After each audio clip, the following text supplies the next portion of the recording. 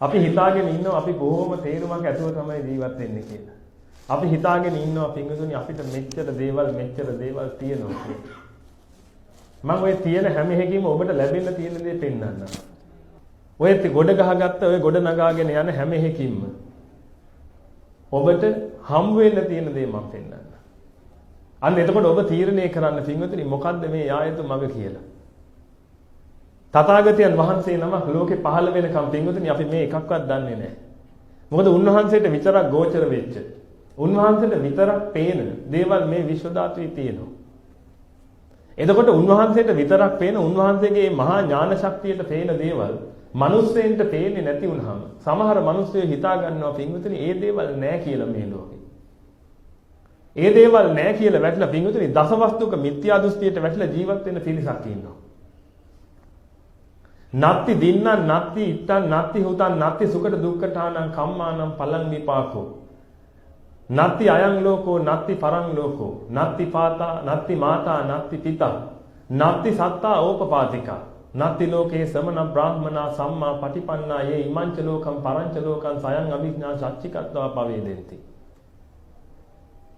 දානය කියන එකේ විපාක නැත. ඔය ආදී වශයෙන් ඇවිදින්න පින්වතුනි අවසාන වශයෙන් තියෙන එකක් තියෙනවා තථාගතයන් වහන්සේලා වනාහි. තථාගතයන් වහන්සේලා වගේ මේ ලෝකයේ හරියාකාරව තතු ලෙස දැනගෙන ලෝකෙට දේශනා කරන මහා උත්තමයේ ලෝකෙට පහළ වෙන්නේ නැහැ කියලා දෘෂ්ටිගත වෙලා ඉන්නවා. අපි වගේම තමයි මේ ලෝකෙට පහළ වෙන හැම කෙනෙක්ම. අපිට පේන්නේ නැත්නම් තව කෙනෙකුට කොහේ පේන්නද?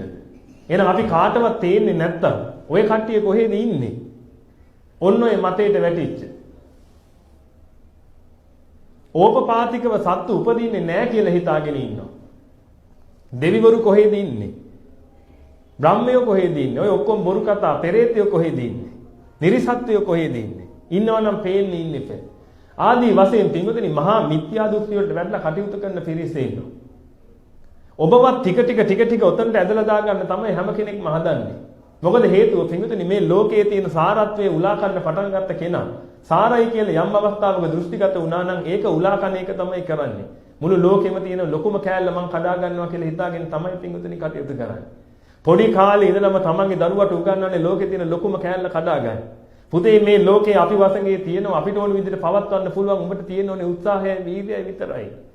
පුළුවන් තරම් කඩපන් පුතේ මම මෙච්චරයි කඩාගත්තේ එතනින් එහාට උඹ කඩාගනින් නැගපන් පුතේ මගේ කරවුරට නැගලා මගේ කරවුරේ ඉඳලා ඉතුරු ලෝකේ කෑල්ල කඩාගනින්.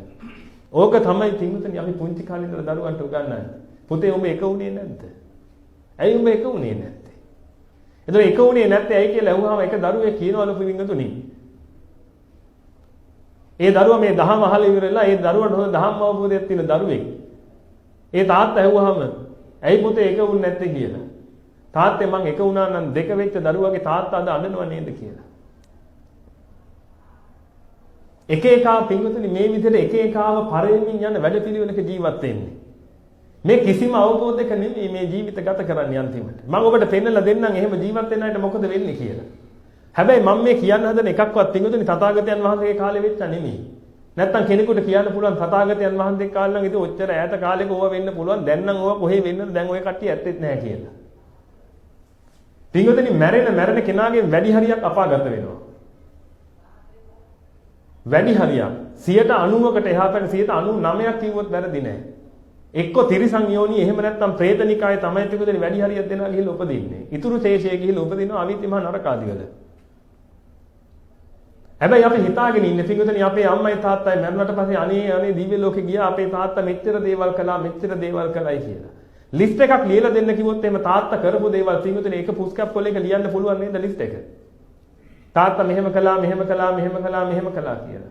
හැබැයි තාත්තා කරපු පව් කන්දරාව ලියන්න කිව්වොත් එහෙම මාගලක් දිගහැරලා දෙන්න වෙනව නේද ලියන්න?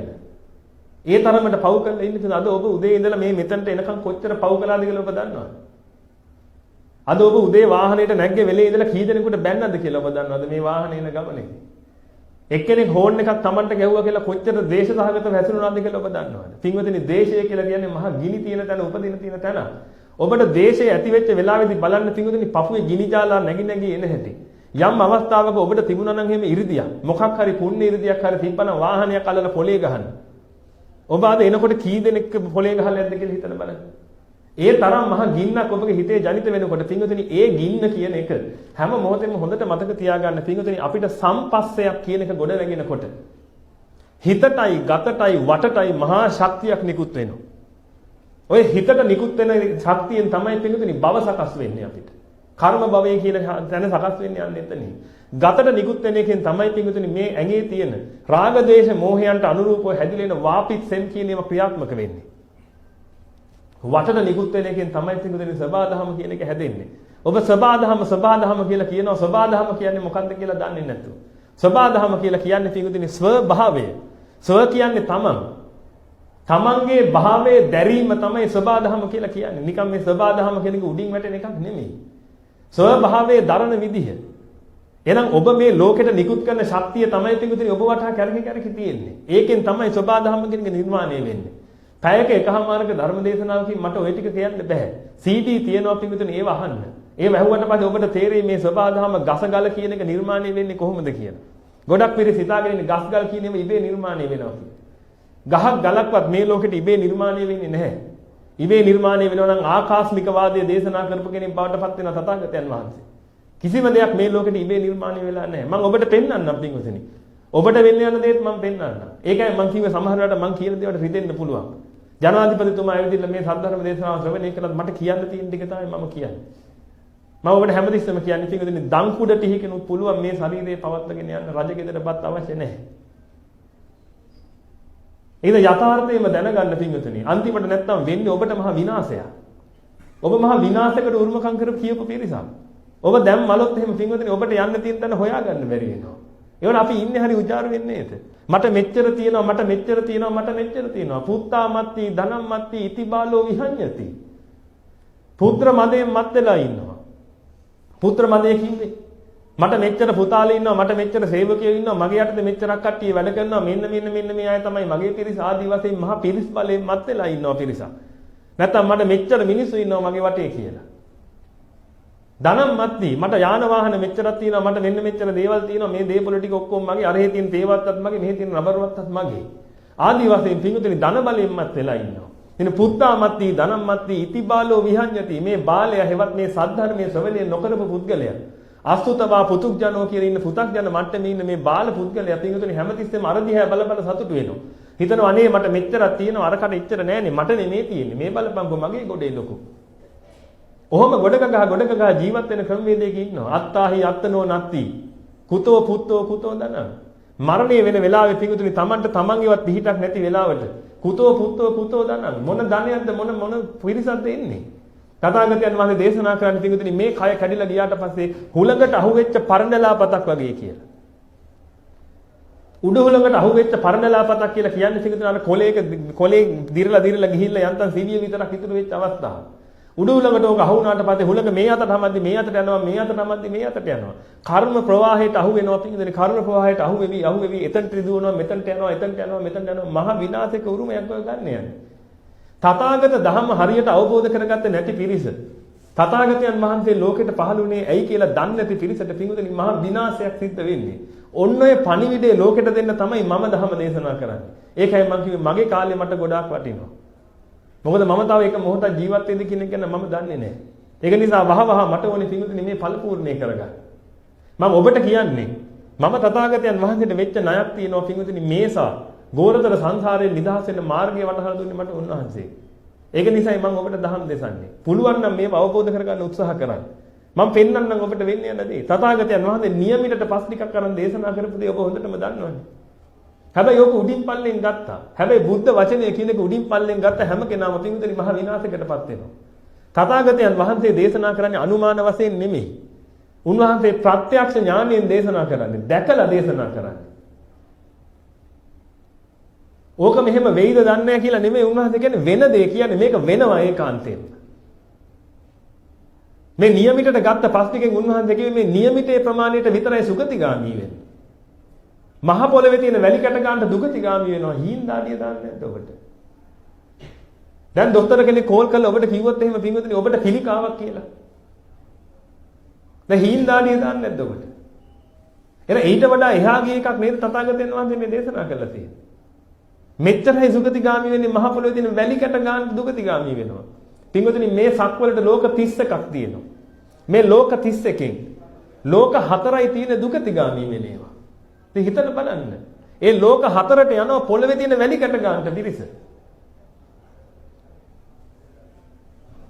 පොඩි දෙයක් නෙවෙයි කියන්නේ. දැන් ඔබට හිතන්න පුළුවන් මං නම් ඉතින් පින් කරනවා මං පොයට සිල් ගන්න යනවා.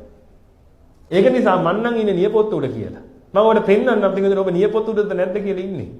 මේ නියපොත්ත උඩ තියෙන පස් ටිකේ ලෝක 27ක් නියෝජනය වෙනවා. දැනුත් හිතනවාද ඔබට ඒක ඉන්නවද කියලා. ඔය ලෝක 27න් ලෝක 20ක්ම ඔබට යන්න පුළුවන් තැන් නෙමෙයි. ඒවා බ්‍රහ්ම ලෝක. ඒ කිව්වේ ධානලාභී උතුමන්ට යන්න පුළුවන් තැන්. මෙතන නැහැනේ කවුරුත් ධානලාභී පිරිස. එහෙනම් දැන් ඔබට ඉතුරුලා තියෙන තව ලෝක 7යි නේද? දැන් ඔබට හොඳට විශ්වාසද ඔබ ඔය ලෝක 7 ඉන්නේ. ඒ කියන්නේ මේ නියපොත් උඩ තියෙන පස් ටිකක් 27කට කඩලා 20ක් අයින් කළාට පස්සේ ඉතුරු වෙන ටිකේ ඔබ ඉන්නවා කියලා විශ්වාසද? එහෙනම් පින්වතුනි ඔබට දුක නැද්ද ඔබ ගැන? ඔබ බලන්න ඔබට සල්ලි කීයක් හරි හම්බ කරගන්න පුළුවන් දවස් ඉඳලා පින්වතුනි ඔබ අනුන්ට කර කර හිටියන්නේ. මේව පොඩ්ඩක් තේරුම් ගන්නකෝ. ඇයි මේ මල කුණු පෙරේත වෙන්න හදන්නේ මැරිලා ගිහිල්ලා? කෙලින්ම කුණු පෙරේතයෝ පින්වතුනි අසුචි කන පෙරේත වෙලා උපදින්නේ. ගෙදර ගිහිල්ලා වැසිකිලි වල උස්සලා බලන්න. ඔබට යම් කිසි ධානය ශක්තියක් තියෙන කාලයක. පරපුරේ උන් කොච්චර අසුචි කකා ඉන්නවද කියලා. හැබැයි අපි හිතන් හිටියේ කොහොමද? තුසිත දිව්‍ය බවනේ දිව්‍ය කුමාරයෝ වෙලා ඉපිදලා ඇති කියලා. ඕක තමයි යථාර්ථය.